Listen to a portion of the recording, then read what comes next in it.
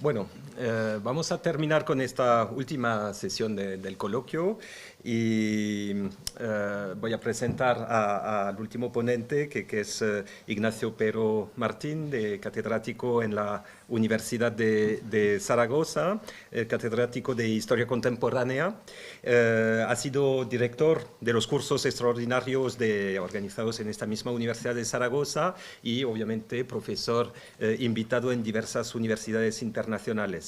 Pues mucha gente ya lo conoce, es un eminente especialista de la historia de la historiografía española y en Zaragoza hay una escuela muy reputada en la materia. Ha publicado sobre esta rama de la historia pues múltiples libros y un centenar no menos de artículos. Entre estos libros puedo citar uno reciente que es En los altares de la patria, la construcción de la cultura nacional española, que fue galardoneado por el premio Juan José Carreras. También ha dirigido como editor pues, la colección Clásicos de la editorial Urgoiti de Pamplona y dirige las colecciones Historiadores Aragoneses de la institución Fernando el Católico de Zaragoza y biografías de las prensas universitarias de Zaragoza. Y también añado que dirige pues, el proyecto Europeización de la historiografía, europeización e internacionalización de la historiografía española, que cofinancia pues este coloquio y por lo tanto pues se lo agradecemos. Y bueno, entonces te voy a dejar la palabra, Ignacio, con una ponencia muy amplia, el hispanismo y la cultura nacional española, y bueno, ahí puedes empezar. Pues bien, muchas gracias, David. Y como siempre empiezo agradeciendo a los organizadores, David Marcilas y Antonio Niño, pues su invitación, básicamente por la oportunidad de poder escuchar y compartir ideas con algunos de los maestros de verdad y reconocidos especialistas en la historia del hispanismo internacional. Como hemos dicho alguna vez, en la UNAPREN Dogoyesco se mantiene y es lo bueno que tiene, parte de lo bueno que tiene esta profesión. Por lo demás, por supuesto, hay que agradecer a las instituciones que nos acogen, desde la Universidad de la Sorbona, la Fundación Duques de Soria, el Centro Internacional Antonio Machado dentro de ella, y por supuesto a las personas, a Graciela Fantini, a Diego, por todo el trabajo que estáis haciendo. Y por supuesto a la gente que se conecta online, que hoy será menos porque es sábado, pero bueno, es importante. Me disculparía también por los dos colegas que no pude escuchar directamente el jueves, pues porque bueno, llegué tarde, pero luego hemos tenido la oportunidad de hablar y conocernos. A partir de aquí, y en esta excusa voy a excusar al siguiente ponente, Miquel Marín Gelabert, que por razones profesionales, pero fundamentalmente por razones físicas, no va a poder estar entre nosotros. Mi ponencia estaba pensada como una continuidad de un trabajo que voy a decir ahora y quedarse en la parte donde él empezaba, que además conectaba perfectamente con la ponencia del doctor Niño de esta mañana. Y bueno, pero va a ser un poco, su idea era un poco hablarnos del hispanismo como referente de modernización en la historiografía en el primer franquismo, desde la idea de que en los momentos de crisis de la profesionalización de la historia nacional española, el hispanismo se convierte siempre en un referente. Lo fue al comienzo de la profesionalización, por ejemplo, empezaremos hablando de la importancia de Morel Fatio para eso, y posteriormente en la segunda hora cero, que significa el franquismo, el hispanismo se va a convertir en un referente de temática y políticamente un referente democratizador de la historiografía española durante la transición. Bueno, pero eso era más o menos lo que él iba a plantear. Por mi parte, yo les quería decir en estos momentos que voy a empezar con una declaración, un propósito fallido y con dos advertencias preliminares que, bueno, que no las iba a plantear aquí, pero tal como va la evolución del Congreso, pues bueno, creo que las voy a decir. Por modo de confesión, debo decirles que mi idea inicial era la de exponer aquí los primeros resultados de un proyecto que inicié en mis tiempos de director de clásicos de la editorial Urgoiti, fue desde el 2002 al 2012, y durante una estancia en París de un curso en París 8, pues los miércoles me dedicaba a ir a Versalles, después de leer una nota de ese libro que se ha dicho clásico, que fue la tesis doctoral del profesor Niño, pionero en estos temas. Leí una nota que te daba la referencia del epistolario de Alfred Morel Fatio en Versalles. Pues yo fui y vacié el archivo y saqué todo el epistolario con los hispanistas españoles desde prácticamente 1950 hasta prácticamente su muerte en 1924. Es decir, 70 años de una riqueza extraordinaria, primero con los historiadores académicos, que eran, y luego con los profesionales, los de la época de la profesionalización. De hecho, el profesor Pérez Pascual, y todos conocen perfectamente como el epistolario, por ejemplo, con Ramón Menéndez Pidal, es muy interesante porque fue uno de sus corresponsales más leales en esos momentos de aliadófila, hispanofobias y luchas con el propio Altamira. Morel Fatio mantuvo una gran relación con Menéndez Pidal y de hecho es muy significativo que Altamira, que había sido muy amigo y discípulo durante una temporada, pero rompen en la Primera Guerra Mundial, no le escribiera una necrológica y fuera Américo Castro y los que hacen el homenaje y la necrológica en el Boletín Hispanique, creo recordar de memoria. Bueno, eso era, por distintas razones no he podido terminar el trabajo y no va a poder ser hablarles de esto. Sin embargo, a partir de aquí, dos advertencias. La primera se refiere al título de la conferencia, que como muy bien ha dicho el profesor Marsilasi, era muy largo y muy amplio. Se trata de un título tan genérico que me resultaría imposible hablar de ello en los 40 minutos que dispongo, que serán un poquito más pocos. No es el cometido de esta conferencia hacer un recorrido exhaustivo ni ofrecer una síntesis general de la contribución de los hispanismos o los hispanistas a la construcción de la cultura nacional española en el siglo XX. Necesariamente el propósito debe ser mucho más modesto. Esta mañana, además, el profesor Niño en su primera parte de la intervención, magnífica, pues bueno, va a completar las cosas que le he dicho. Él sería la parte exterior y yo un poco me quedaría la mirada desde dentro. Desde una perspectiva sintética, o por decirlo en terminología de historia del arte, en perspectiva caballera, en los siguientes minutos sobrevolaré por encima de los procesos de europeización e internacionalización que acompañaron la formación de la profesión de historiador en un tiempo, en España, en un tiempo muy preciso, muy concreto. El periodo de la normalización disciplinar y profesionalización de la comunidad de historiadores desarrollado, por decirlo así, entre 1902 y 1936.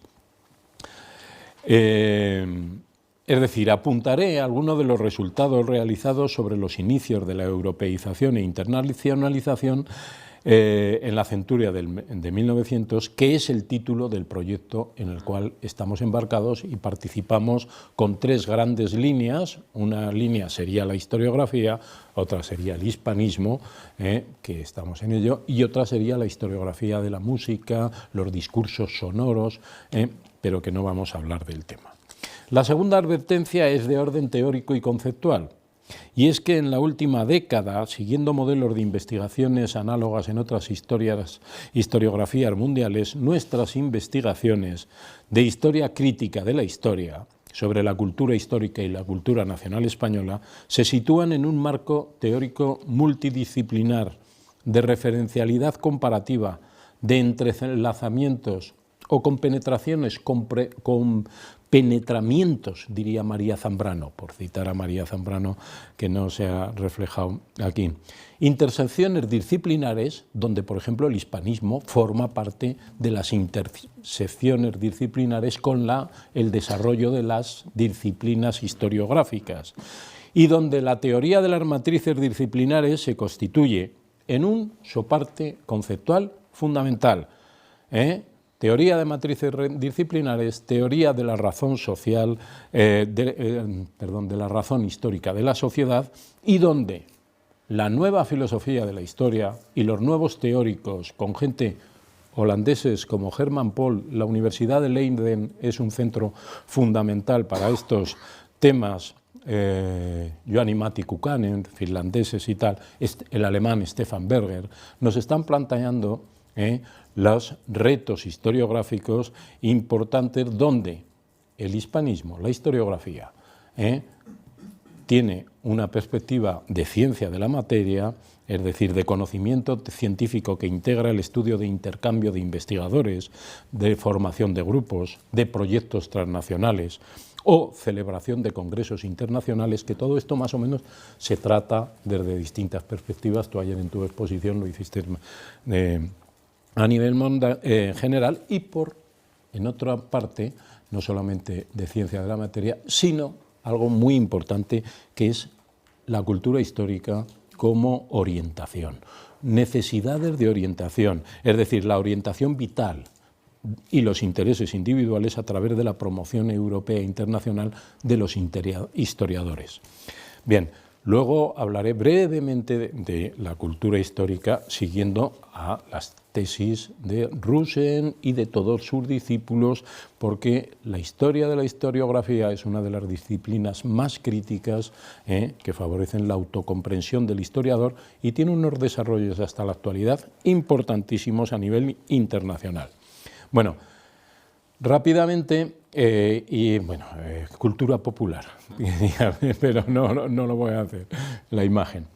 Este es el esquema que más o menos voy a seguir en la conferencia, había preparado para la conferencia, que es una selección de un texto muchísimo más amplio, pero voy a ir muy rápido y muchas cosas se conocen, entonces lo veremos, pero ver el desarrollo de la historiografía española desde dentro, cómo esos procesos de profesionalización permiten que la historiografía llegue a unos niveles, que será la conclusión, de donde la europeización y la internacionalización comienza a consolidar esa historiografía que la guerra civil romperá, derrumbará, arramblará, y todas estas cosas, como veremos.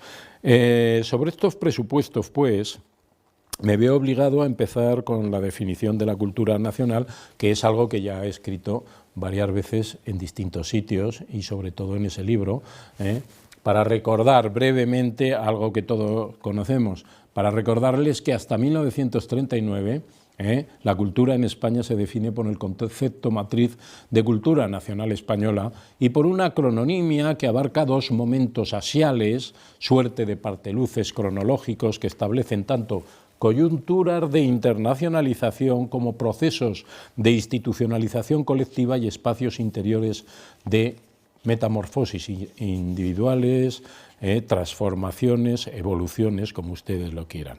El primero de esos momentos llegó con la Gran Guerra y el protagonismo adquirido por los científicos e intelectuales que habían abierto nuevos caminos y establecido sus disidencias con el sistema restauracionista desde principios del 900.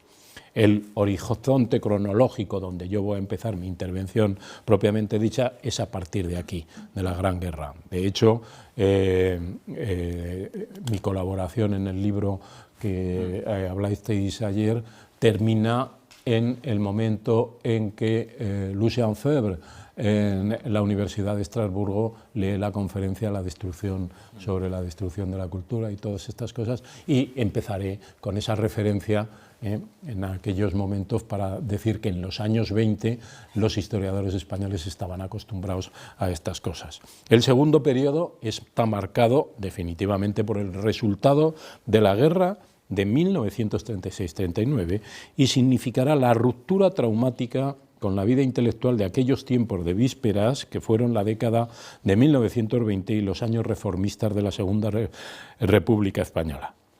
La guerra marca ese punto y final de la ponencia. esa primera hora cero de la historiografía española, que nos diferencia de otras historiografías nacionales claramente. En este sentido, al lado de esto, importa recordar brevemente que, lejos de las estereotipaciones reductoras y lejos de haber seguido siempre una evolución lineal, la realidad de la cultura nacional española se fue construyendo a lo largo de casi un siglo y medio en un espacio de expectativas regido por la búsqueda de la configuración unificada de la nación y la patria en su conexión con la construcción del Estado nacional, que nunca fue una forma ni definitiva ni cerrada, más allá de sus diferentes formulaciones jurídicas y ordenaciones burocráticas estatales. En el marco del nuevo orden social, político y económico liberal, lo hizo proyectándose como un concepto matriz, lo repito, cuyo proceso de categorización se fundió en un crisol de pluralismo, y eso es muy importante, de las creencias nacionales y de las dinámicas generadas por la interrelación de las diversas culturas políticas, las convenciones simbólicas, que ayer se planteó algún problema, y la ilusión integradora de una cultura histórica que en sus distintas dimensiones, representadas en las diferentes escuelas literarias, artísticas, musicales o historiográficas, se sucedieron hasta 1939. Y recordar que la cultura histórica es uno de los conceptos matrices que ahora se está utilizando para diferenciar perfectamente que dentro de las grandes dimensiones que tiene este concepto de cultura histórica, el conocimiento científico del pasado solamente es uno de ellos, que la cultura histórica tiene una dimensión cognitiva como conocimiento científico, pero tiene una dimensión estética, la historia es una cuestión de percepciones sensuales, tiene una dimensión política evidente, tiene una dimensión ética también, por eso valoramos igual a los demócratas que a los fascistas o a los colaboracionistas o a los perpetradores o a los compañeros de viaje. Esta mañana se ha estado planteando esa amplia tipología de personajes que muchos de ellos fueron sobrevivientes y compañeros de viaje, manteniendo esta tipología que se ha utilizado para la historia política del nazismo y de otras, el propio fascismo italiano, se puede aplicar perfectamente al colaboracionismo de los historiadores, en este caso de los intelectuales. Entonces es el tema. Pero también esta cultura histórica surgió mediante la decantación de los materiales vertidos en el recipiente de los conflictos, las tensiones permanentes provocadas por el antagonismo de las ideas, las disensiones internas acerca del presente y el futuro de la comunidad nacional, las sinrazones de la alteridad de los enemigos y las imágenes parciales, el doctrinarismo sectario y, por supuesto, el enfrentamiento secular entre las dos Españas. Bien, al final lo sabemos. Sabemos lo que sucedió en el 36 y el 39, y es que tuvo que llegar 1939 para que las culturas políticas del franquismo terminaran contaminando y manejando la noción hasta transformar su nombre y vaciarla de contenidos. España seguía igual, cultura española seguía igual, pero los contenidos eran totalmente diferentes.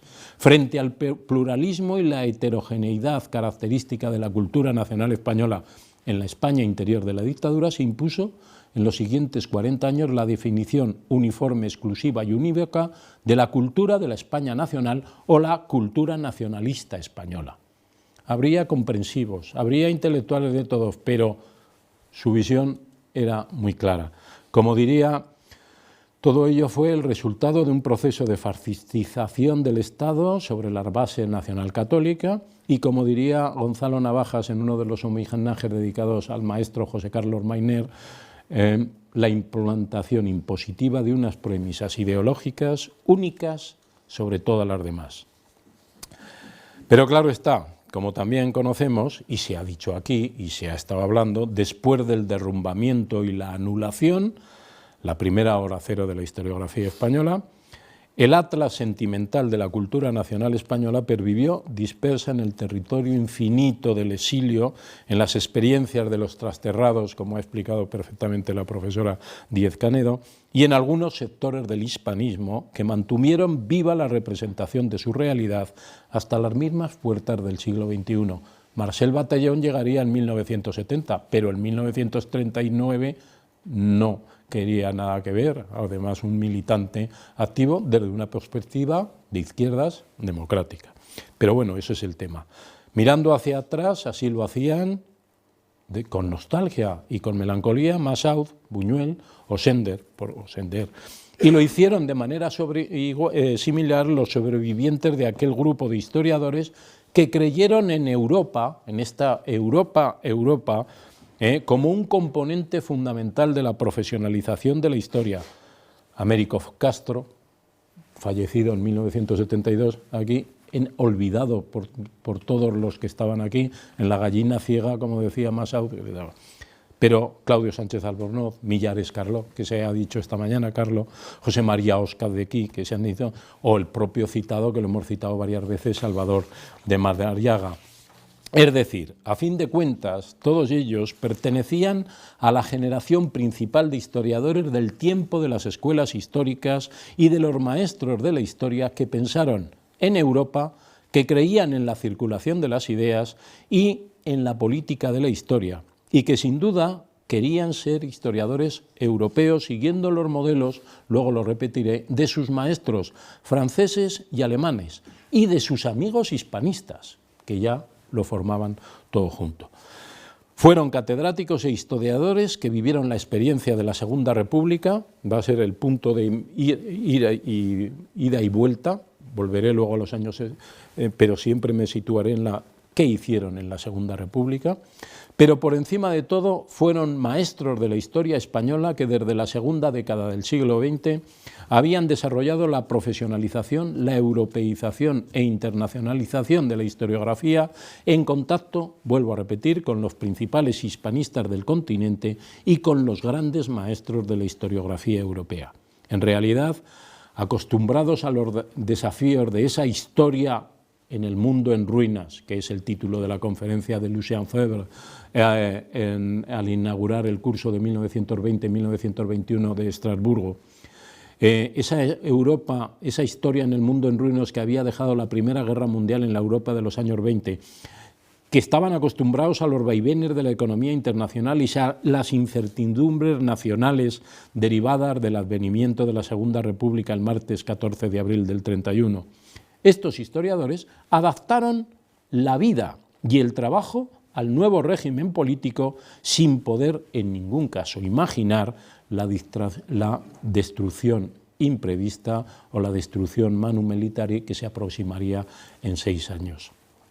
A lo sumo, pensaron en la salida del rey por el contundente resultado de las elecciones municipales, en los vaivenes de los gobiernos, en las convocatorias electorales, en las conspiraciones monárquicas, las presiones sociales, las agitaciones de la calle, pero de manera indisoluble les preocuparan sus propios desencantos ante el complicado presente de la democracia española sobre el que parecía sobrevolar, como en otras ocasiones, aquellos versos certeramente pesimistas del mañana efímero machadiano, la España de charanga y pandereta, de Ferrado y Sacristía, de Bota, de Frascuelo y de María, la España de la rabia y de la idea, como termina. Bien, y es cierto, y esto es cierto, que a diferencia de lo sucedido, por ejemplo, en la historiografía francesa de la Tercera República, solo una minoría de figuras de la historiografía liberal española se puso explícita y confesadamente al servicio del consenso nacional y social que debía cimentar el régimen republicano.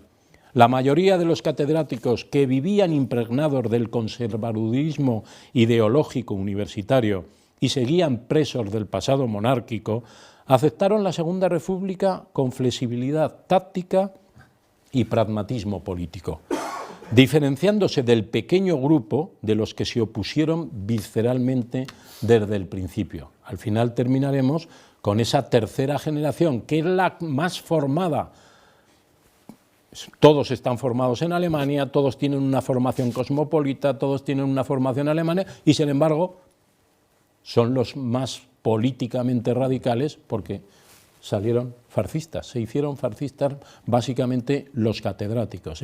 Veremos que hay muy pocos con un compromiso político comunista, por supuesto ningún catedrático, solo algún ayudante y mujeres, que veremos, luego lo veremos como un elemento de modernización y europeización, será la aparición de la primera generación de historiadoras que compiten, ya no que estudian.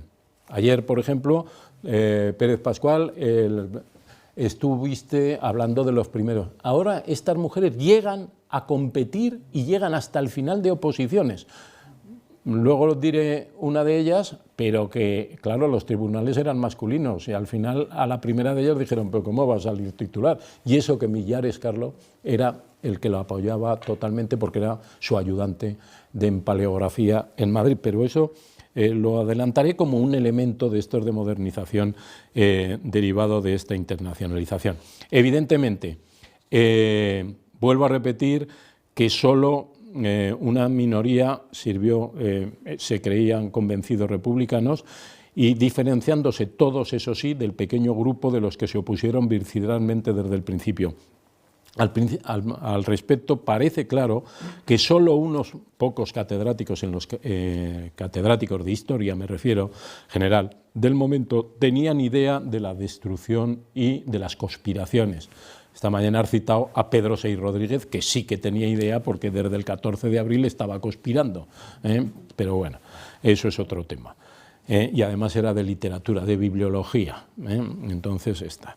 En este sentido, todo esto forma del contexto histórico de las lógicas situacionales de la política que permiten encuadrar el marco disciplinar y comunitario de la profesión de historiador en estos momentos, que es la primera gran fase de la historiografía española. Evidentemente, aquí tenemos maestros de la primera generación. A lo largo de todo el Congreso se está nombrando a Ramón Menéndez Pidal. A ver, estoy aquí. Bueno, esto es un triunfo de la profesionalización, es que la academia académica, qué tontería, la Real Academia de la Historia, disculpen y perdonen por la equivocación, está llena de profesionales. Ahí los tenemos todos, con el Duque de Alba presidiendo, pero aquí están todos, mira, aquí Sánchez de Albornoz, todo el mundo, ahí está toda la gente, Menéndez Pidal, ahí está el arabista, bueno, todos. Eso es un triunfo de la profesión, que el modelo académico restauracionista se haya llenado. Ahí están Eduardo Ibarra, ahí están, una cosa, voy a decir una selección, son 60 catedráticos, ahora los veremos, los que en estos momentos ejercen y los que hemos trabajado, más todos los ayudantes, que son muy importantes, los que estamos trabajando en nuestros proyectos, ahí está solamente una pequeña referencia con la cabeza. La jerarquía está dominada por dos personajes, por ese señor y por... Os he puesto el último libro de Chema Portillo, que es sobre el tema, que está muy bien, sobre la civilización. Bueno, esto es la editorial Urgoiti, lo hago por propaganda, aunque ya no tengo nada que ver con la editorial, nada más que la amistad y el trabajo que llevo con ellos. Bueno, lo que os quiero decir es que si nos ponemos en la República, como estábamos hablando, apenas habían transcurrido 2 meses desde la inauguración del pabellón de Filosofía y Letras en la nueva ciudad universitaria, que terminaré con ella como elemento de modernización, cuando el domingo, se había inaugurado el domingo 15 de enero del 33, cuando Ramón Menéndez Pidal celebró sus 63 cumpleaños. Lo sabemos, por entonces el catedrático de Filología, que siempre prefirió las dependencias más céntricas del Centro de Estudios Históricos que la nueva facultad, que le parecía aquello que estaba en la periferia totalmente, bueno, formaba parte del pequeño Olimpo de intelectuales de la República y estaba considerado, y aquí cito textualmente el artículo de Claudio Sánchez Albornoz, que mandó a sus amigos, a su amigo Marc Bloch, al número 3 de Annals. Annals se había fundado en 1929, como sabemos, pues en el número 3, Sánchez Albornoz manda su colaboración sobre el Centro de Estudios Históricos y habla de dos figuras, habla de muchos, pero de dos figuras por encima de todo. Y se lo dice a todos los lectores que leían, que comenzaban a leer la revista que se va a convertir en fundamental de la historiografía francesa y europea. Y decía a Menéndez Pidal, figura eminente en el mundo intelectual y contemporáneo. Acordaros que había sido candidato al Premio Nobel de Literatura. De hecho, en 1931, esto mejor que tú, yo te estoy parafraseando, y eso es lo bueno, estar aquí delante del que sabe más de esto. Su discípulo Américo Castro, primer embajador en Berlín, ya que estábamos con la política diplomática, desplegó una extraordinaria campaña a nivel mundial para que le concedieran el premio. Era un gigante de la élite académica, relativamente privilegiada, que había desempeñado un papel protagonista en la reorganización del entramado institucional y la modernización de la comunidad profesional universitaria desde principios de siglo. En su faceta de historiador, Menéndez Pidal acababa de alcanzar un éxito muy importante con la España del Cid, y en su horizonte de proyectos científicos se perfilaba la dirección de la magna Historia de España de la editorial Espasa Carpe, que lo pondré al final como un elemento también de modernización, el cúmulo de nuevas historias, grandes historias universales que Perikov, Bosch-Impera, Ballesteros Beretta, Menéndez Pidal, empiezan a hacer en un momento. De hecho, 1933 es el momento que más libros se venden en España. Paul Aubert tiene un trabajito sobre este tema y lo explica perfectamente. Y las editoriales españolas se ponen al nivel, intentan ponerse al nivel europeo, pero por ejemplo llevaban desde los años 20 traduciendo a los alemanes. La Historia Universal Propilea será Gómez García Morentel que los traduzca de un tirón, 10 volúmenes solo. Bueno, él solo, cosas de ese estilo. La Labor, la Historia del Arte Propilea, tal. El modelo alemán se introduce, igual que el modelo francés, por supuesto, y sus colaboraciones, pero ahí estarán como un elemento de modernización. Bien, Menéndez Pidal, que con una presencia en la escena pública mucho menos activa que Ortega, Marañón o Unamuno, sin embargo, tenía una posición académica relevante que nosotros desde la historiografía la asentamos de hecho, junto a la gestión de recursos estratégicos, instituciones de cultura e investigación, editoriales, circuitos de publicación y prestigio internacional, lo mantenían como una de las cabezas visibles de la filología y la historiografía profesional, pero algo muy importante, como un competente mediador comunitario capaz de tender puentes entre los distintos campos de la historia. Las diferentes interpretaciones y narrativas que alimentaban los debates sobre el pasado nacional y las posibilidades de diálogo surgidas en los nuevos espacios areales, que dirías tú, disciplinares, de la geografía interior universitaria española. Desaparecidos el padre de la historia de las instituciones, Eduardo de Hinojosa, y los arabistas y el arabista Julián Rivera y Tarragó, el filólogo compartía la privilegiada posición de estar a la cabeza de la historiografía con alguien que ya hemos citado también. Son los maestros de la primera etapa que dominan, con Rafael Altamira, y lo hacían también con un puñado de catedráticos sobrevivientes, que son todos estos que llegan hasta aquí. Estos señores son los que están en activo, desde el primero, que era Eduardo Ibarra, que había empezado en los años 80, pues las oposiciones son muy interesantes, las tenemos analizadas todas, hasta los últimos, como sabemos que los dos últimos eran Santiago Montero y Martínez Santolaya, los dos, uno jonsista radical y el otro nazi, no más, un poquito más, pero bueno.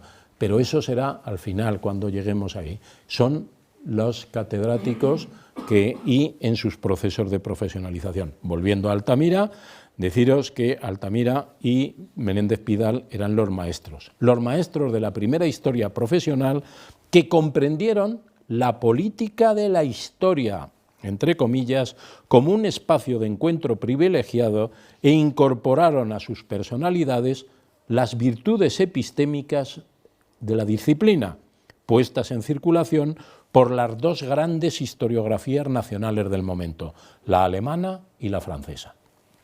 Como portavoces de la generación del 98, estos dos, trataron de armonizar la europeización de la universidad y el carácter fundamental y renovador de la investigación científica con los ideales y las experiencias de los modernos intelectuales decididos a influir en la opinión pública. En buena medida lo hicieron compartiendo el horizonte patriótico de la responsabilidad y el deber académico que les abría las puertas, primero les abrió las puertas de la regeneración nacional, pues como avanzó aquel joven entonces catedrático de Historia del Derecho de la Universidad de Oviedo, si Altamira, si ha de venir, y yo creo firmemente en ella, ha de ser una obra de una minoría que impulse a la masa, la arrastre y la eduque. 4 décadas después, 4 décadas y media más tarde, el veterano titular de la Cátedra de Historia de las Instituciones Políticas y Civiles de América de la Facultad de Derecho de la Universidad Central acababa de cumplir 67 años, 63 Menéndez Pidal. Y era una personalidad comprometida con la democracia de la Segunda República Española. No voy a hablaros de su larga trayectoria, él estaba convencido de su papel de legislador. Ya se ha hablado, Tribunal de Justicia de La Haya, nombrado en el 21, reelegido en el 31, y era, como decía Claudio Sánchez Albornoz, un sabio cuya reputación por mucho tiempo, hacía mucho tiempo que había traspasado las fronteras españolas. De hecho, en 1932 fue elegido presidente de la Conferencia Internacional para la Enseñanza de la Historia, de la sección del Comité Internacional de Ciencias Históricas, y 2 años después de la propuesta de Menéndez Pidal proponen a Altamira premio Nobel. De hecho, la presentación de la candidatura del premio Nobel confirma el grado de internacionalización, las múltiples correspondencias y la dimensión cualitativa de la red de relaciones exteriores tejidas por Altamira a lo largo de su vida académica, que, como ha explicado Antonio, intentó además institucionalizar. De hecho, hace unos años Rafa Asín apuntaba que la propuesta enviada a la Academia Sueca venía avalada por una lista de 160 figuras ilustres del mundo y el pacifismo del mundo académico y el pacifismo europeo, entre las que se contaban la élite rectora de la historiografía europea, desde el inglés George Trevelyan al holandés Huizinga, pero acompañados por el belga Henri Pirard, por supuesto el alemán Meinecke y los franceses Henri Ver, Gustave Glos, Charles Seynovos, que era su amigo, su entrañable amigo y maestro de la civilización, los dos. Entre los firmantes españoles, y es significativo, además de Ramón Menéndez Pidal y Sánchez Albornoz, que por entonces ya era rector de la Universidad Central, figuraba el secretario de la Junta de Ampliación de Estudios e Investigaciones Científicas, Castillejo, los catedráticos de Madrid y Valencia, Ballesteros, un liberal conservador en aquellos momentos, Ballesteros, Antonio Ballesteros Beretta, y un liberal progresista como José de Leito y Piñuela, y los filólogos, y esto lo saben, Américo Castro, Tomás Navarro Tomás. Bien, ese mismo momento, otro historiador político, Luis Nicolau d'Olwer, fue elegido miembro asesor del Comité Internacional de Historia de las Ciencias. Y ese mismo año, Nicolau d'Olwer, acordaros, está en los meses de junio y julio presidiendo la delegación española en la Confederación Económica y Monetaria Mundial de Londres. Bien, Altamira había colaborado en la Historia Moderna de Cambridge, de Lord Acton, en estos momentos, en 1912, había escrito la primera síntesis del derecho, de la historia del derecho español, en inglés. No se ha traducido, de hecho la ha recuperado Carlos Petit y es una obra muy importante en una editorial de Boston, lo había publicado y es la primera síntesis de la historia del derecho español y había sido doctor honoris causa por la Universidad de Cambridge.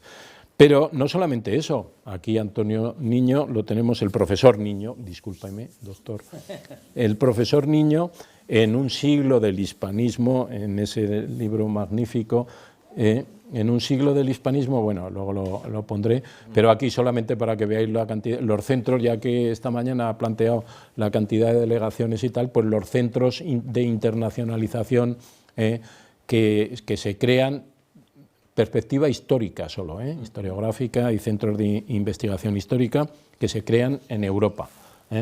Bueno, una cosa, entonces lo que os quiera, en mayo de 1929, como anotó Antonio Niño, en un siglo del hispanismo en la Sorbona, impartió un curso extraordinario sobre la historia, con la cual tenía relaciones desde 1913, se ha planteado perfectamente, en el Institut d'Études Hispaniques de la Facultad de Letras de la Sorbona, y en los siguientes años el director del centro, Martín Ans, que tú sabes más que nadie sobre él, y su adjunto español, Aurelio Viñas, ¿verdad?, fueron sus interlocutores parisinos más válidos. Bueno, Viñas está ya muy conocido, pero ese auténtico trotamundos de curiosidad insatisfecha, como lo llamaba Ramón Carande en su galería de amigos, es en el momento, además, por cierto, que como lector de la Sorbona, él recordaba siempre que asistió al último curso que dio Morel Fatió sobre filosofía románica en la Escuela Práctica de Altos Estudios en 1923-24, y a recordar que murió en octubre del 24 en Versalles y está allí. Bueno, lo cierto es pues que este señor Aurelio Viñas, que era catedrático en excedente de Historia de España de Sevilla, apasionado bibliófilo y trotamundos, como digo, rompió su costumbre de escribir mucho y publicar poco al redactar en 1928 un apéndice para la reedición en el número 29 de los populares manuales Galatz. La idea de divulgar la historia era algo muy importante y los manuales Galatz van a ser fundamentales, como sabe perfectamente el profesor Botrel, de Espasa Calpe, de la historia civilización española de Altamira. Y, bueno, Altamira lo consideraba uno de sus maîtres de pensée de la historia, y editar al año siguiente unas lecturas de historia de España con su amigo Claudio Sánchez Albornoz, que se siguieron reeditando prácticamente hasta los años 70 del pasado siglo XX. Una cosa, en el programa del 33, ofertado 33-34 por el centro, Viñas cerró los 4 cursos especiales con una conferencia titulada Las 4 grandes etapas de la historia de España, la Reconquista. Fue un intermediario y un guía cultural de los historiadores españoles, como nos ha recordado muy bien Antonio. Y recuerdo aquí, creo, que viajaban todos, que viajaban a París y iban con él. El facultativo Emilio Camps Cazorla, que luego será catedrático con el franquismo, escribió la crónica de sus paseos con Aurelio Viñas por Madrid durante su estancia parisina. Dice, volvemos a coger otro taxi, nos vamos con Viñas al Instituto Hispánico, que recorremos, y charlamos un gran rato de cosas científicas, de la tradición universitaria francesa, de la rigidez de sus exámenes. Volvemos a salir y pasamos por una librería española, la de Juan Vicens de la Llave, un aragonés que formaba pareja con Buñuel y que estaba casado con una hermana de Ernestina. Bueno, se refiere a María Luisa González de la Llave, otra archivera muy importante, que además, junto con Teresa Andrés, se hicieron militantes comunistas. Son de una salmantina también muy importante, que estaba casada con el aragonés, el de la librería española. Bueno, dice, pero no estaba, y así continuamos nuestro paseo. Vamos a Cluny, donde nos dice Viñas que suele ser un punto de reunión de los arqueólogos, profesores y además. Bueno, y te sigue contando todas estas historias. Bueno, como sabemos, y ya lo ha dicho Antonio, el Instituto de Estudios Hispánicos organizaba conferencias públicas financiadas por el gobierno español, y me voy a detener solo un momento para que veamos cómo esta profesionalización permite la pluralidad todavía ideológica.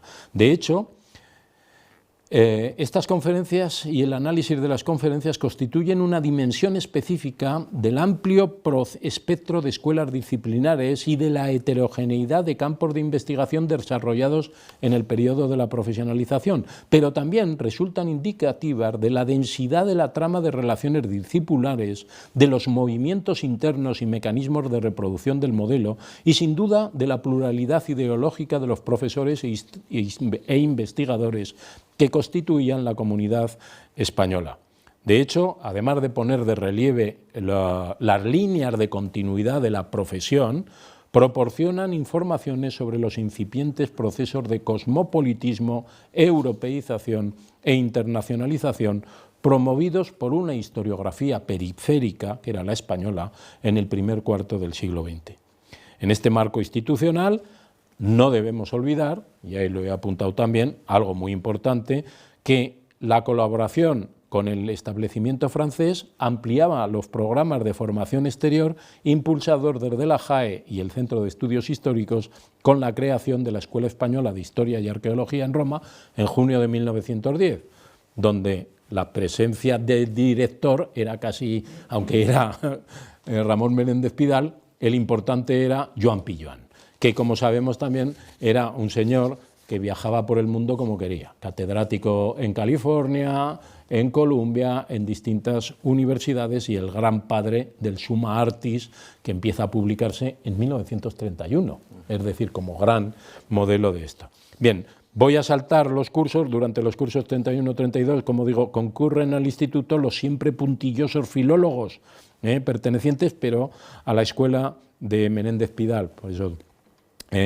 Pero es que no solamente eso, están Francisco de Cosío, Salvador de Madariaga y los historiadores profesionales que dan conferencias en el anfiteatro Richelieu, pues representan todo el arco de disciplinas que giraban en el ambiente de los estudios universitarios en el tiempo de las escuelas, que voy a ir muy rápido porque no nos va a dar tiempo. Ahí está Perabos Impera, pero también está Antonio Gallego Burín, el Pontevedraés Sánchez Cantón, Ciriaco Bustamante el Santanderino, titulares de Teoría de la Literatura y de las Artes distintas, bueno, y Ciriaco, el titular de Historia Universal de Santiago de Compostela. Pero ahí están, y además coinciden, anunciados, Fray Justo Pérez de Urbel, que muy pronto mostraría sus afinidades con la agrupación fascista de Falange y se convertiría en un gran Montaraz, pero bueno, eso es otra cosa, y el omnipresente catedrático de Historia Antigua y Media de España y diputado por Acción Republicana,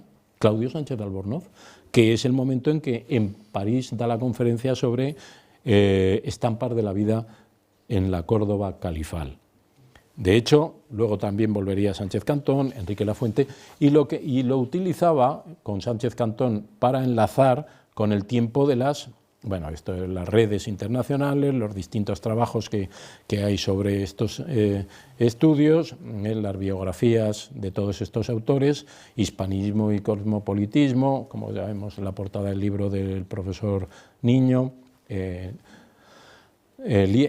para hablar de dos clásicos que van a tener un gran poder y construir distintos a la literatura, son el poder del arte y la arqueología, pertenecen a la misma generación y interiormente y en la historia son, junto con Ballesteros, es muy significativo, voy a ir muy deprisa, es muy significativo, Elías Tormo, pero sobre todo Manuel Gómez Moreno, junto con Antonio Ballesteros, el 60% de los catedráticos que ingresan entre 1920 y 1936 en la Universidad Española son discípulos suyos. De estos dos, el 37%. Estoy hablando de memoria y los tengo por ahí las cifras, pero... mientras que el resto de Antonio Ballesteros Beretta, que como sabéis, pues será medievalista, pero se hará americanista, pero americanista desde dentro. Entonces, aquí tenemos, por ejemplo, una figura que se me ha olvidado esta mañana y que quería preguntar, es que estos señores que hacen historia del arte, siguiendo las líneas establecidas por Juan Francundo Riaño en la Escuela Superior de Diplomática, pero por las lecciones vivas que imparte Manuel Bartolomé Cosío, acordaros, y la influencia de nuevo de Pilloan como ese gran viajero infatigable, ir por esos mundos, dice uno de sus, por esos mundos es para él tan sencillo como subir a un tranvía para los demás. Bueno, lo que os quiero decir es que en el mundo de la historia del arte que se hacen con el poder, tanto Manuel Gómez Moreno, con una trayectoria, sabéis que primero fue profesor en el Centro de Estudios Históricos y luego catedrático, bueno, las influencias, y ahí también está la personalidad de los Riaños, que es el matrimonio del finales del XIX más cosmopolita, son, como sabemos, esa familia que tienen a Pascual Gallangos como el origen, su hija Emilia, casada con Juan Facundo Riaño, y su hijo, que como eso, es el primer embajador del Reino de España en los Estados Unidos y uno de los dinamizadores de la cultura española en Estados Unidos más importantes. Aquí se ha citado esta mañana a Huntington, la Hispanic Society, y entonces, pero él es uno de los más dinámicos, el que crea las redes de Fray Junípero Serra, de California, la españolización frente de California en un momento determinado. Ya sabéis que cuando Primo de Rivera lo deja, le quita la embajada, cogió y dijo que ya no volvía más a España y se hizo norteamericano, con todos sus amigos lo nacionalizaron, y es que yo lo quería citar de esas mundo que íbamos tan rápido. Bien, una cosa, estos dos personajes que os he dicho, siguiendo más o menos lo que habían aplicado para alcanzar el poder académico interno tan fuerte que tenían dentro del poder desde la Universidad Central de Madrid, habían aplicado las pautas de la normalización y la profesionalización, control del espacio institucional, controlaban las cátedras, las secciones del Centro de Estudios Históricos y organismos públicos como el Arqueológico Nacional o el Museo del Prado. Controlaban cátedras. De hecho, las grandes disputas, bueno, las luchas por las oposiciones son terribles en este mundo académico. La disputa entre Obermayer y estos que saque la oposición García de Bellido, vamos, Bosch-Impera y Obermayer frente a estos dos hicieron unas luchas terribles. Las escuelas disciplinares, el poder es eso, tensiones entre maestros y discípulos. Bueno, control del espacio institucional, acumulación sistemática de fuentes, excavaciones arqueológicas y viajes, ellos los controlaban, comunicación, fundan las revistas, las grandes revistas especializadas, Archivo Español de Arte, ayer se habló de la revista de Filología, pero estos controlan Archivo Español de Arte y Filología, y Sánchez Albornoz publicará el Anuario de Historia del Derecho Español como un centro de poder muy importante. Bueno, una cosa, sí, 5-5, hombre, no me sé. Una cosa, sí señor, pero importo, muy rápido. Discípulas de ellos, prácticamente es la primera generación de historiadoras que he dicho. Encarnación Cabré, Elena Maz, Paulina Junquera, María Hernández San Pelayo, María Elena Gómez Rodríguez, por supuesto su hija, Manuela Churruca, Teresa Andrés, fundamental. De hecho, esta aparición de las mujeres que ya no solamente son estudiantes, becarias y tal, sino que ya llegan a puestos de ayudantes y aspiran a ser profesionales en las cátedras y hubieran sido catedráticas de historia probablemente, anuncian la lenta penetración de los cambios de la sociedad española en el conservador paisaje corporativo que de manera objetiva comenzaba a reconocer las aspiraciones protagonistas de las mujeres. Es muy importante, Esperanza Guerra, Teresa Andrés, ya lo digo, Aurea, Lucina Javier. La Teresa Andrés que os he puesto ahí había sido pensionada en la JAE para ampliar su formación arqueológica. Vosotros que habéis leído, los que hemos leído el archivo de la JAE, es que hacía unas memorias preciosas. ¿Y dónde, con quién, con qué clase iba, a qué profesor, a qué museo iba a mirar? Era una cosa... Lo pongo, cuando venga de Berlín, en octubre del 33, ingresó directamente en el Partido Comunista. Y esta es de las pocas, junto con la que os he señalado ahora, que casi todas son mujeres, una cosa, con su compañero, que es Emili Gómez Nadal, que luego morirá en Francia y vivirá en Francia, que es el auxiliar en aquellos momentos de Deleito Piñuela, y al Deleito Piñuela se le depurará porque su discípulo, su ayudante, pues era del PC. Bueno, es muy importante, las mujeres, me lo salto, es significativo, el crucero, no me he metido lo de la Universidad Internacional Menéndez Pelayo porque ya se ha hablado aquí, pero el crucero es una forma de vida elitista y tal, pero donde es muy representativa la presencia de las mujeres. 190 al crucero por el Mediterráneo, hombres, 91 mujeres. Y ahí estaban, bueno, eso tiene un montón de historias, ahí estaban Ángela Barnés González, la hija del ministro, la saga familiar de los Barnés, La hija, lo cito porque luego lo que pasará, la hija del gobernador militar de Granada, Elena Rodríguez Danilevsky, que luego será fusilada por el nombre. La fusilaron porque tenía nombre ruso, simplemente. Viajaron también Manuela Manzanares, de Cirré, que estará exiliada en el exilio, Elena Rodríguez, María Luisa Fortes Grasa, Esmeralda Gijón, bueno, María África Ibarra, la hija de Eduardo Ibarra, Concepción Muedra, bueno, Mercedes, y luego está la otra figura, que no es porque sea mujer, es muy importante, es porque es la mujer de Ballesteros. Y es el elitismo y, aunque está conectada con la feminización de la historia, pero sobre todo, básicamente, ella llega a ser la primera mujer académica, la eligen en el 32, aunque tomará posesión en el 35, por ser los Ballesteros Beretta, que controlaban, desde su casa, controlaban el mundo de la historiografía liberal conservadora y tal. Nuestra amiga Mercedes Gaiboer de Ballesteros, por cierto, Millares Carló es el que le contesta en la academia, el discurso de entrada en la academia le contesta a un discurso sobre un episodio en la vida de María de Molina, etcétera, etcétera.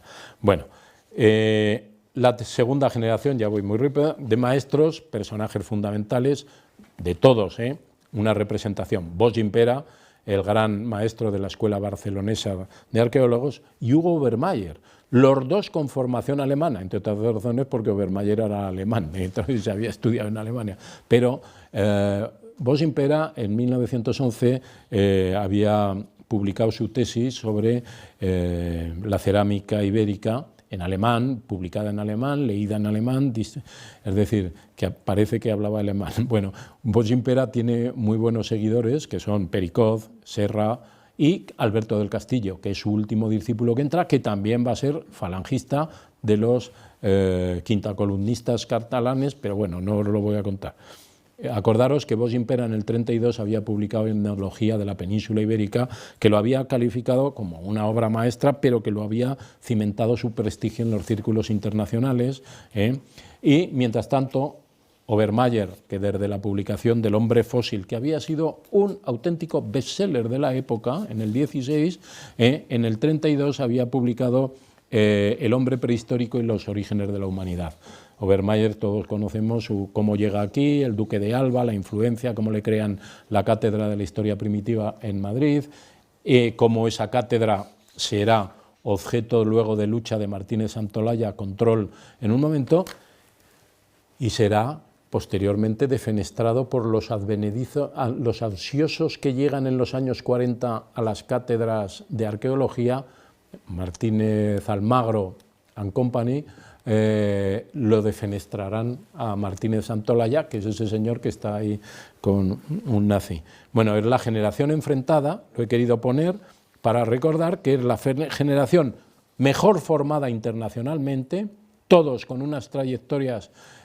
Por cierto, García Bellido no. García Bellido primero fue catedrático y luego se fue a estudiar a Alemania, pero bueno, lo habían hecho catedrático, pero todos los demás tienen muy buenas trayectorias y especialmente Santiago Montero Díaz y Julio Martínez Santolaya, que tenía un carácter un poco tergiversado, pero bueno, la politización en las finales de la República, en los jóvenes catedráticos de la República, que voy terminando, y finalmente quería terminar haciendo el momento de la generación enfrentada, la sombra del César, lo conocemos, es el triunfo de la profesión de historiador a través de una serie de elementos, la Universidad Central, acordaros que solamente termino, ya que me gusta decir poesías, renovación del cuerpo y renovación del espíritu, declaró Manuel García Morente como de eso a los periodistas que cubrían el acto de la inaugural. La Facultad de Filosofía y Letras despierta una nueva día en un nuevo paisaje. Es la ilusión, el optimismo que tenían. De hecho, el mismo rector, Claudio Sánchez Albornoz, afirmó en su discurso: España volverá a ocupar lugar preeminente en la cultura europea. Lo que os quiero decir es que la solemne apertura de la nueva Casa de Filosofía y Letras aparece como un símbolo de la continuidad creadora, legal, institucional y reformista desarrollada por la política cultural de la República, que es muy diferente a la continuidad que hablábamos esta mañana, que es ilegal, que es producto de una guerra civil y no es reformista. Pero eso es una cosa que está. Aquí el Plan Morente, que Antonio lo sabe perfectamente. Una cosa, la diferencia de cómo la Facultad de Filosofía y de Madrid aprueba un plan europeo, el Plan Morente, mientras que el mismo plan Bosch Impera lo presenta en el momento en que se estaba concediendo el Estatuto de Autonomía de la Universidad de Barcelona y lo rechazan por muy nuevo, por muy progre. Es que el claustro de Barcelona, aunque había sus elementos nacionalistas, era muy conservador. Finalmente, incorporación del metarrelato de la historia nacional española como un síntoma de esta profesionalización, europeización, acordaros como el impulso de la traducción, la ampliación de plantel de traductores, las editoriales, las distintas grandes empresas, muchas de ellas eran continuadas, por ejemplo la de Ballesteros Beretta, que empieza en el 36, se continuará hasta el 56 con 26 volúmenes. Ahí sí puedes plantear líneas de continuidad, pero ¿eran los contenidos idénticos? No, porque había revisionismo de Estado, como se dice, pero bueno. Y finalmente termino, y con esto concluyo, cómo empezaba. De hecho, un poco volviendo al comienzo y volviendo al mundo de Madrid, volviendo al rector y recordando que mientras se componían estas grandes producciones editoriales, que os he dicho, la vigencia de la ley de incompatibilidades de los diputados a Cortes del 33 obligó a solicitar la excedencia a diversos catedráticos. Por la derecha, Juan Contreras y López de Ayala, Jesús Pavón, como parlamentarios de la CEDA, y Claudio Sánchez Albornoz, maestro de la principal escuela de medievalistas, probablemente el historiador de la segunda generación de la profesionalización más influyente dentro de la comunidad nacional y con mayor proyección en la historiografía internacional de la época. Discípulo de Eduardo de Hinojosa y Menéndez Pidal, ya lo sabéis, había utilizado los recursos que le proporcionaban el control del medio institucional, de los mecanismos de reproducción y comunicación, alcanzando un gran poder académico derivado de su capacidad para gestionar un proyecto colectivo de expansión del medievalismo hispánico. Bien, bueno, él conecta Marc Bloch, vienen a Barcelona, ya terminó, la Semana del Derecho Español, él está en Estrasburgo, bueno, tiene muchas relaciones, y como diputado por Acción Republicana y efímero ministro de Estado, con esto terminó, el 12 del 34, mientras la docencia universitaria la asumían sus discípulos, renunció al rectorado, dos discípulos, María de la Concepción Muedra Benedito, que era probablemente la que tenía que haberle sucedido en la cátedra, y José María Lacarra de Miguel, que fue el que le sucedería en otra cátedra. Dos archiveros de la promoción del 30, destinados en el Histórico Nacional, colaboradores del Centro de Estudio, del renovado Instituto de Estudios Medievales, y donde su ayudante desde 1925 era Concepción Muedra. José María Lacarra, un neófito doctor de 27 años, cercano al PNV y Acción Católica, y luego falangista, con quinta columnista, pensionado por la JAE, acababa de regresar de París. De hecho, había estado formándose en l'École Nationale des Arts y en l'École Pratique de Sottestit en París durante prácticamente 2 años. Yo recuerdo haber hablado con él y me decía los mejores años de mi vida, pero bueno. Lo cierto es que desde este territorio de la cultura y los planteamientos morales, la mirada de Claudio Sánchez Albornoz durante el sexenio republicano no solo es la mirada del historiador, por eso quería terminar con él, es la mirada del político también. Un catedrático que aceptó como parte de sus obligaciones profesionales ser diputado por el Distrito Familiar de Ávila, porque pensé que un estudioso de la historia de las instituciones políticas, económicas y sociales de España tendría cosa que decir en el momento que se iba a reconstituir el Estado y la sociedad española.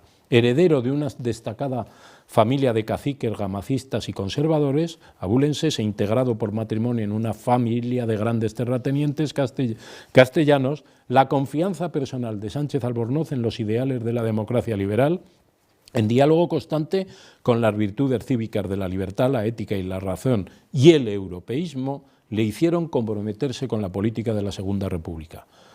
Dice, solo al llegar la dictadura me decidí, bla, bla, bla, bla. Por descontado, los reflejos condicionados por el espacio ideológico y original, los dominios de clase, pudieron desarrollar estados de ofuscación en estos 6 años, inquietudes y dudas derivadas de la práctica cotidiana de la política. Azaña decía, en mi grupo parlamentario hay algunos que tienen bienes incluidos en esta adición a la ley, y estaban muy asustados, sobre todo Sánchez de Albornoz, que por su mujer disfruta de unas rentas territoriales de la Casa de Montefrío.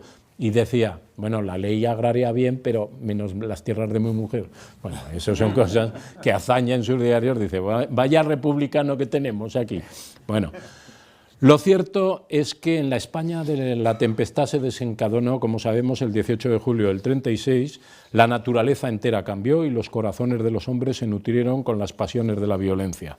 Para los historiadores españoles comenzó el tiempo de la desesperanza y el aislamiento, del miedo y de la cobardía, pero también estaba llegando el momento de los perpetradores, de los colaboracionistas y de los aprovechados, que también es muy importante como parte de esa hora cero que empieza a partir del 39. Lo cierto es que en estas circunstancias Claudio Sánchez Albornoz presentó la dimisión del cargo de embajador en el diciembre del 36, y en el proceso de lucha y derrota de la historiografía democrática de entreguerras, cuya crisis internacional alcanzó el punto culminante con la llegada de Hitler al poder en el 33, las oportunidades de la comunidad española se perdieron ante el ídolo indestructible de la España nacional católica, fascista, militarista y franquista. La impensable guerra provocó la destrucción de la primera fase de la profesionalización historiográfica. Años más tarde, y con esto termino, en doloridas líneas donde entrelazadas de manera inextricable reafirmaba su confianza en la ética de la integridad profesional, en la ciencia de la historia y en el patriotismo ciudadano, así lo reconocieron los catedráticos de historia que decidieron tomar partido por la España agredida, la España peregrina a partir de estos momentos, y perseverar en su compromiso con la legitimidad republicana. Entre unos cuantos lo hizo Rafael Altamira. Soy liberal, diría, me opongo a totalitarismo, y también lo haría Claudio Sánchez Albornoz al dejar su testimonio sobre la dramática experiencia intelectual de la violencia, de la pérdida, el fracaso y la desesperación que tuvieron que soportar los españoles del exilio. Y bueno, a veces tengo ganas horribles de salir de este mundo, le escribió a Emilio Sáez Sánchez. Dice, me ha tocado vivir a contrapelo, soy liberal y he asistido el triunfo de las bárbaras tiranías y la desaparición del liberalismo, ahogado por el capitalismo, el comunismo y el franquismo. Soy un español que adora España y me es forzoso vivir fuera de mi patria. Soy un padre afectuoso y no puedo gozar de la compañía de mis hijas y mis nietos. Hombre de hogar, he perdido el mío, lleno de recuerdos y de bellas obras antiguas y de muebles ricos. Adoro Madrid y Ávila y mis tradiciones familiares, y todo ha sido perdido por mí. Estudioso me faltan libros, revistas, compañeros, y no es posible comprarlos, no hay divisas. Europeo, hasta los tuétanos, Europa, vivo en América. Bueno, concluyo amable y cordialmente, lo hago volviendo a agradecer a los profesores Marsilasi y Niño su invitación, a las instituciones de verdad y por supuesto a todo el mundo su atención. Muchas gracias.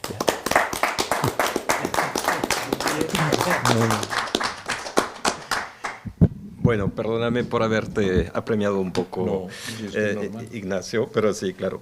Bueno, muchas gracias. Yo creo que esta última ponencia, la verdad, va a suscitar mucho debate y tenemos algún tiempo, afortunadamente. Además, porque creo que tu intervención enlaza con muchos puntos que hemos visto a través de las figuras que cubres. Menéndez Pidal, la Escuela de Filología, Rafael Altamira, que también enlaza con el americanismo, y Sánchez Albornoz, cuya cita final ya es muy impresionante. Llama la atención pues este proceso de europeización, internacionalización. Bueno, insististe sobre todo en la importancia de la escuela francesa, Lausana, la escuela alemana en esta profesionalización, la introducción de las ciencias auxiliares, de la historia y toda una serie de de nuevos métodos, nuevos objetos.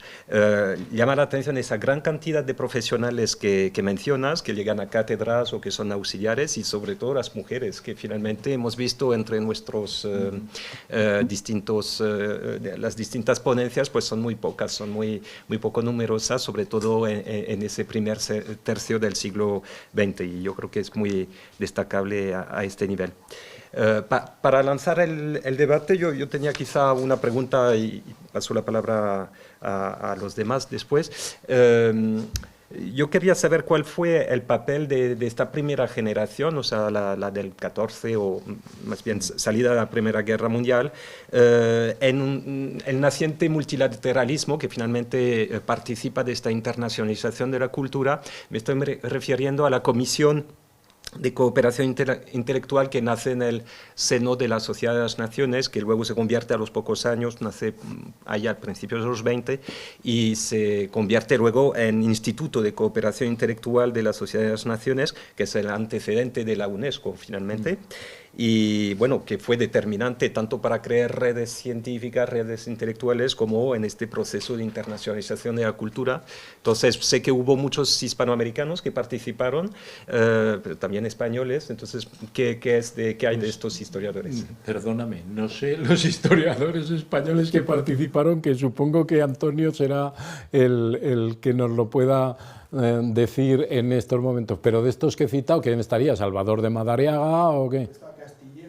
Castillejo. Sí. Casares, académico. Y Madariaga debe estar, ¿no? No. Casares, que era el intérprete de lengua del Ministerio de Estado y Bueno, autor del diccionario. es decir, Julio Casares, fíjate, el del diccionario. Lo que quiere decir esto es muy simple, que aunque no estuvieran personalmente, el espíritu lo compartían y participaban totalmente de todos estos proyectos, vamos. Entonces, ya te digo, aquí solamente a grandes rasgos. Nosotros, en los trabajos que estamos haciendo, marcamos tres, siguiendo la idea de las generaciones de los historiadores franceses, estamos marcando tres generaciones que podemos convertir también en promociones, porque no me gusta mucho el concepto orteguiano, pero bueno, como herramienta de explicación sirve la primera generación de los profesionales, que son las generaciones de finales del siglo XIX, donde aquí he puesto solo dos ejemplos, Menéndez Pidal y Altamira, pero ahí están en esa generación Eduardo Ibarra, Julián Rivera, todos los maestros que rompen con el academicismo de finales del siglo, de la época de Restauración, y llegan prácticamente llegan sus carreras a las cátedras hasta 1910-1914. A partir de 1914 es la generación, por ahí tengo la relación de todos los catedráticos, donde entran ya a las cátedras Sánchez Albornoz, Pere Abos Gimpera, Deleito, todos estos que son los que van entrando hasta los años 30. Esa es la segunda generación de la profesión. Ya son gente formada, de hecho, por ejemplo, en 1927, 1928,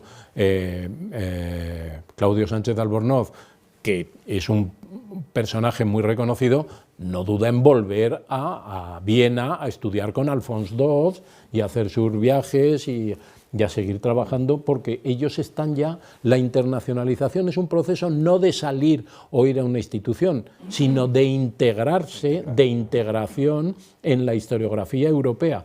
Por eso en estos procesos el hispanismo como influencia directa, temática y tal, se reduce, porque los hispanistas se convierten en historiadores, amigos o filólogos, compañeros.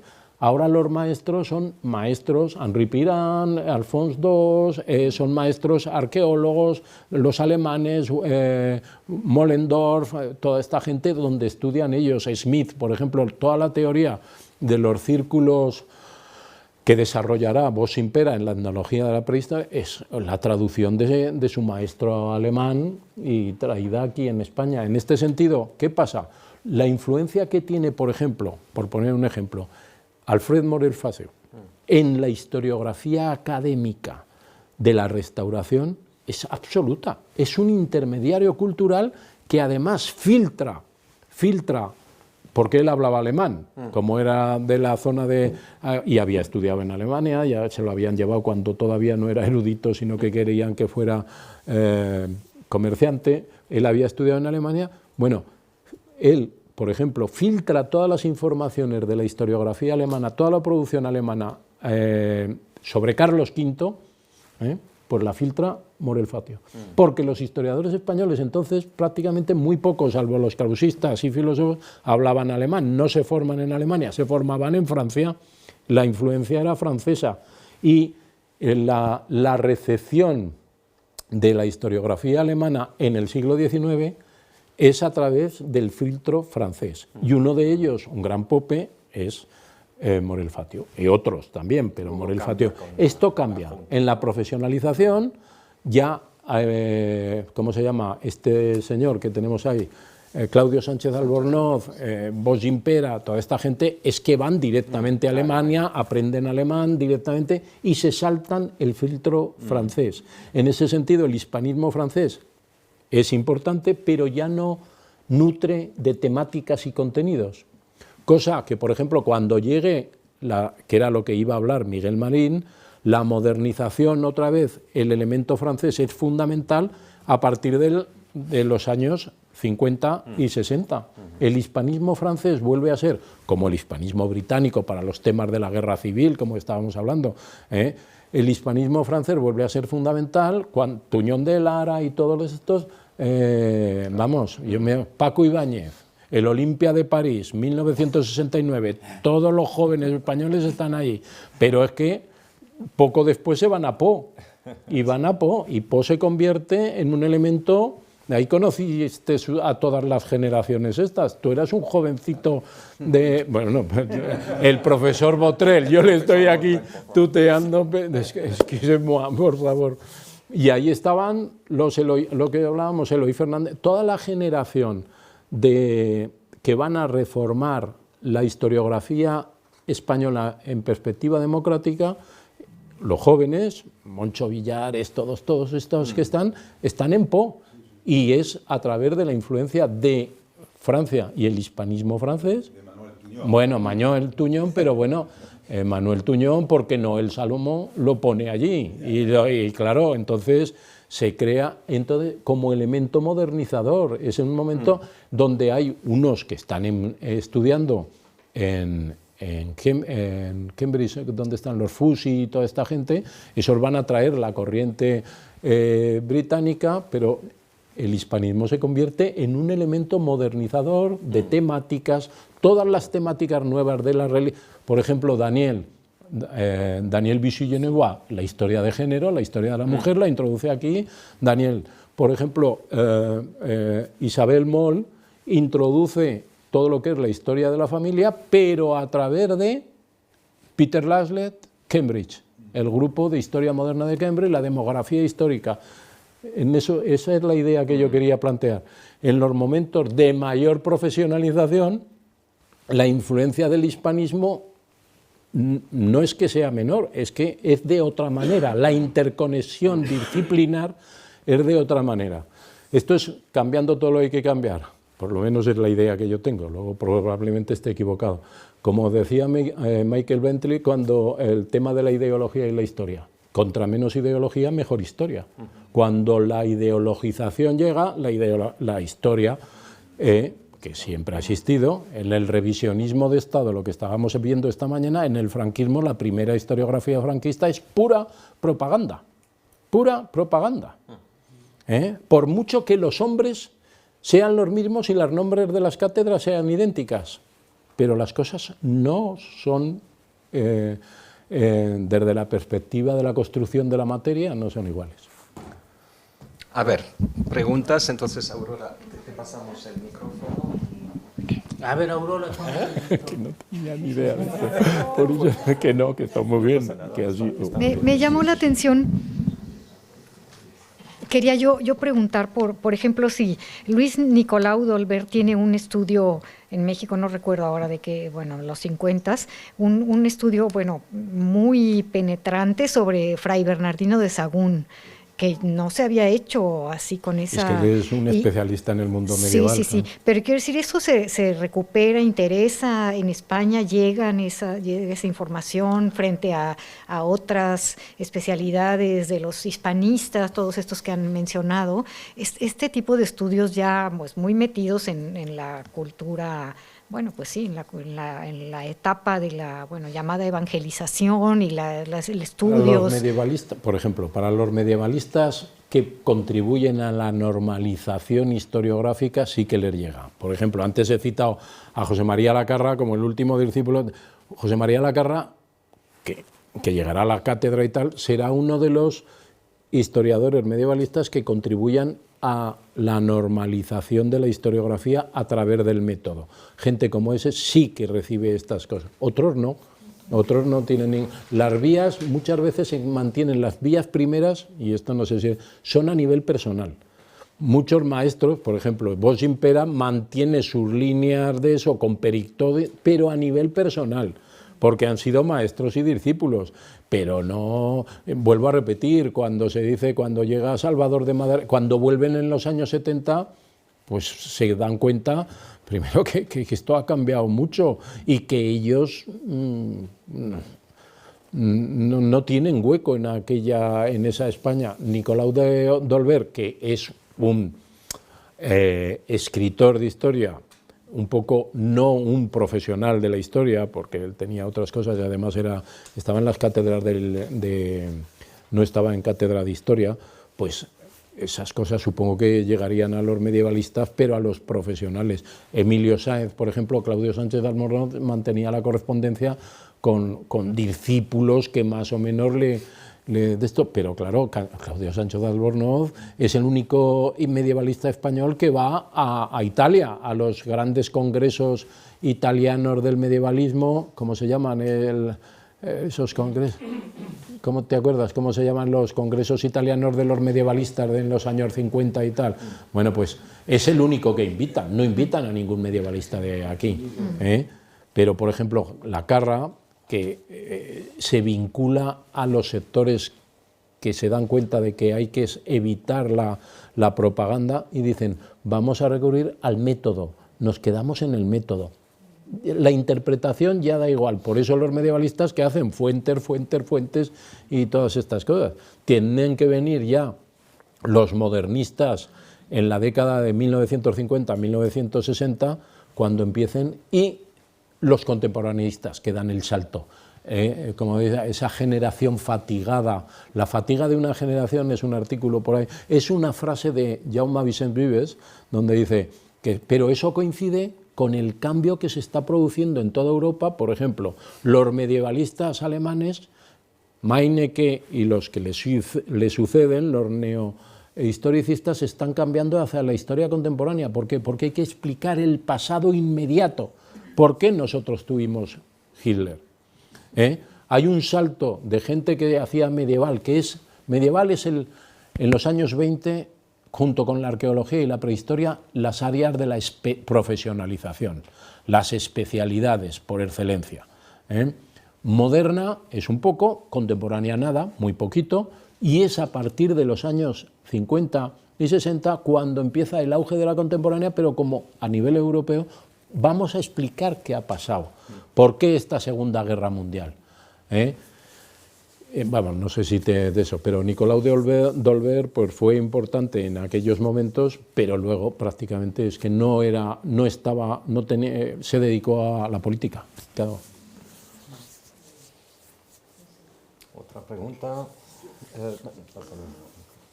No es una pregunta, porque la verdad es que no tengo la competencia para entrar en este campo, pero quería agradecerte, o sea, la perspectiva, o sea, una historia con nombres, o sea, con hombres y con mujeres, o sea, de carne y hueso.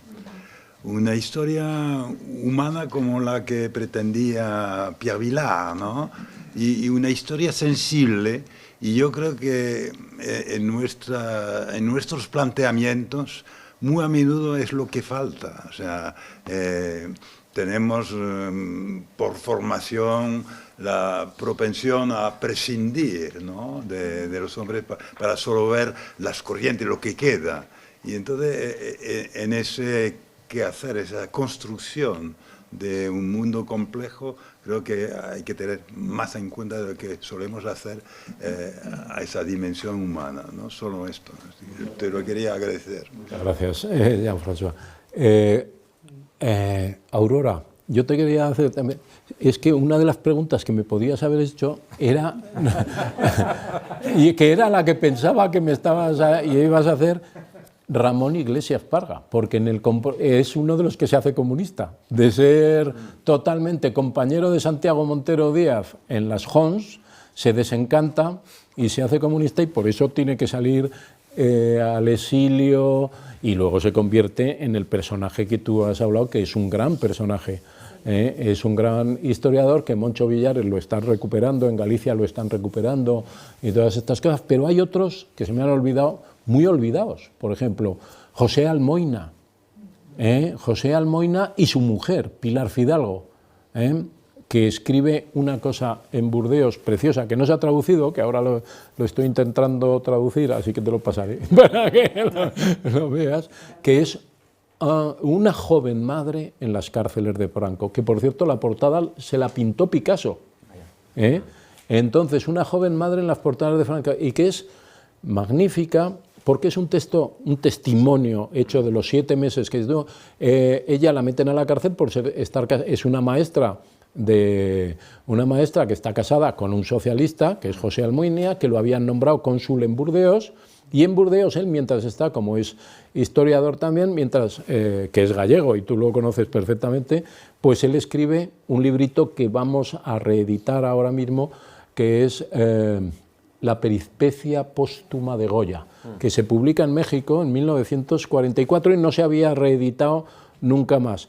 Y en ese librito le voy a añadir lo de lo de su mujer, porque yo pensaba que había más de esto, pero ella dejó de escribir, dejó de hablar, solo se dedicó a criar a sus hijos, y él es un caso muy parecido al de Galindo, con el dictador de la República Dominicana, que terminarán, pero son olvidados, que tenemos un montón de estos de olvidados, lo quería decir, y mujeres que en este caso tuvieron que ser silenciadas, y tiene un testimonio muy bueno. Además ella coincide en la cárcel con la mujer de Sender, Pilar Barallón, que sabéis que la fusilaron, que a esta la fusilaron solamente por ser la esposa de Ramón J. Sender, que era supuestamente anarquista, decían que era de todo, anarquista, comunista, no sé qué, que bueno, Pilar Barallón le quitaron el hijo que tenía recién. Las dos están en la cárcel y las dos tienen hijos, son de los casos de la guerra, que no,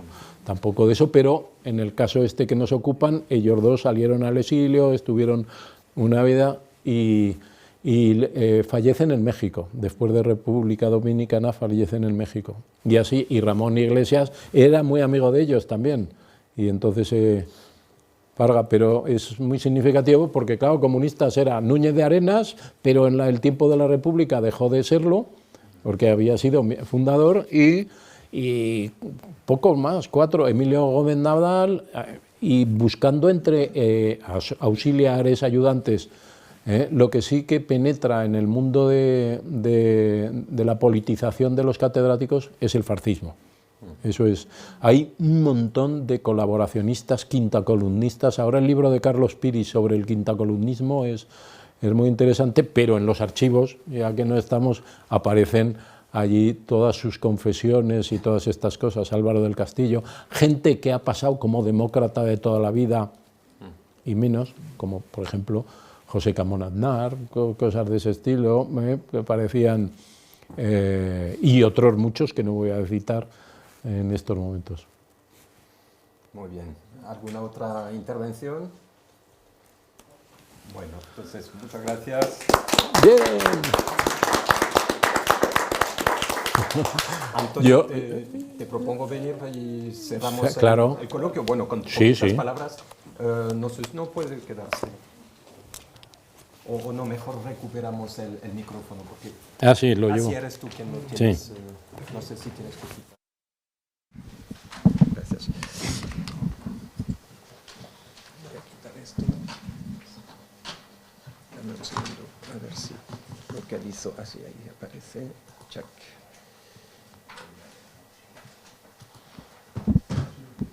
¿Dónde está la Soria? La carátula. No, no, no está. No, no es esto. Déjalo. No está aquí, ¿eh? ¿O sí es esto? Mira. Ah, no se ha encontrado. Bueno. ¿Hablas tú? Oh, Bueno, el no, alma mater. para cerrar este coloquio, quiero agradecer de nuevo a las instituciones que nos han ayudado a reunirnos en Soria y, por supuesto, a Graciela, que ha sido nuestro apoyo permanente en estos 3 días de sesiones. Gracias a todos los que habéis podido venir y a todos los que nos habéis podido seguir online.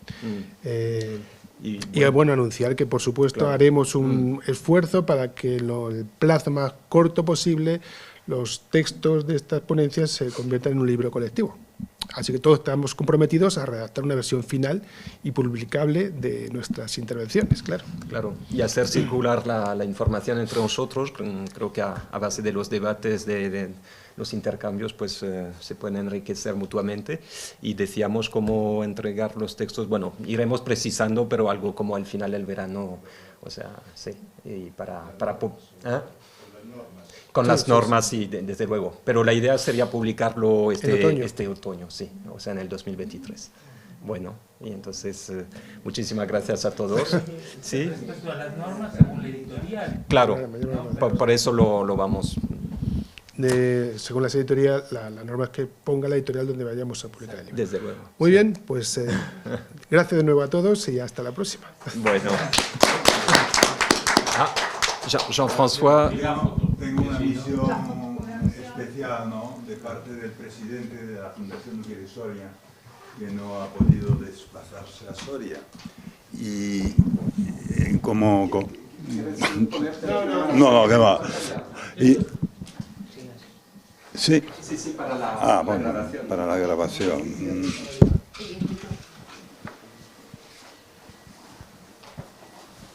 Perdón.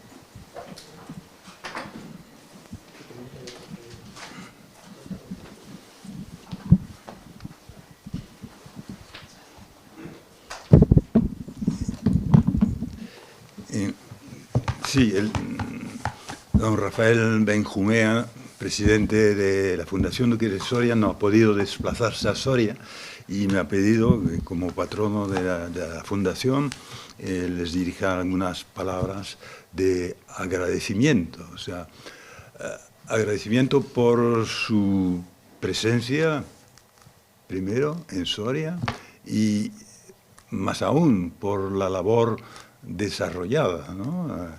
Gracias a los organizadores que han permitido esa reunión de hispanistas, historiadores de horizonte muy variopintos. O sea, no aludo solo al origen geográfico, ¿no?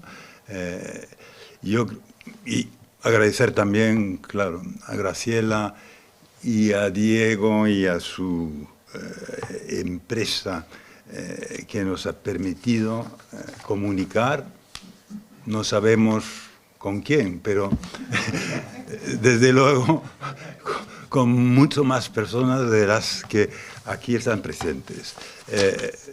El hispanismo, los hispanismos, creo que no acabamos hoy de dilucidar lo que es efectivamente cuestionado, desde luego, más complejo de lo que suponíamos en sus orígenes y en su actualidad. Entonces, yo creo que desde el Observatorio Permanente del Hispanismo y el foro que ofrece a todos los hispanistas, lato sensu, claro, yo creo que con este observatorio podremos seguir intercambiando y promover, o sea, porque también este es nuestro cometido, promover esa visión amplia, contradictoria sobre un objeto que yo me contento con calificar de lo hispánico, que no excluye lo ibérico, que no excluye lo iberoamericano, y por esa vía creo que podremos proponer a nuestros colegas hispanistas, pero a todos los demás, algo de provecho. Y me alegro mucho de que estas ponencias, estas comunicaciones, pronto puedan ser puestas a disposición de la comunidad científica. Y nada más, y hasta pronto. Bueno, se me olvidó decir que esta casa se llama la Casa del Hispanista. Entonces, vuestra casa, ¿no?